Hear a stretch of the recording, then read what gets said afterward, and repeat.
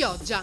Incendio nella cella frigorifera di un'area dismessa dell'ex stabilimento di pesce surgelato in via Venturini. I vigili del fuoco hanno lavorato tutto il pomeriggio di mercoledì per domare le fiamme e a causa del fumo che giovedì mattina ancora fuoriusciva dallo stabile, il sindaco Giuseppe Casson ha chiuso 2 scuole nelle immediate vicinanze. Da chiarire le cause dell'incendio.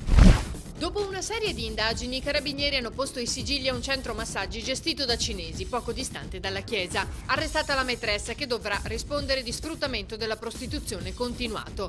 Cinesi anche le addette al massaggio che andava oltre, fino a sfociare in pratiche sessuali con il pagamento di una tariffa prestabilita. Nel corso del blitz sono stati sequestrati 500 euro in contanti.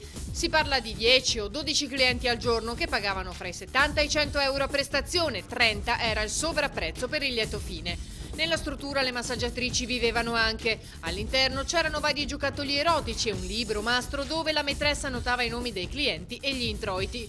La clientela era variegata, per la maggior parte proveniente da fuori. La maîtresse aveva anche un altro vezzo. Dopo il trattamento, al posto della ricevuta, donava una caramella. Chioggia.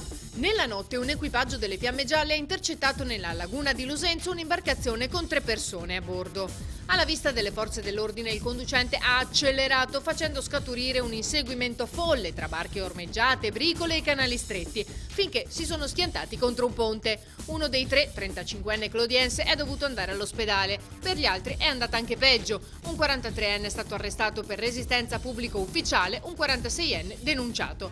Erano fuggiti perché a bordo tenevano 390 kg di vongole veraci poi sequestrate.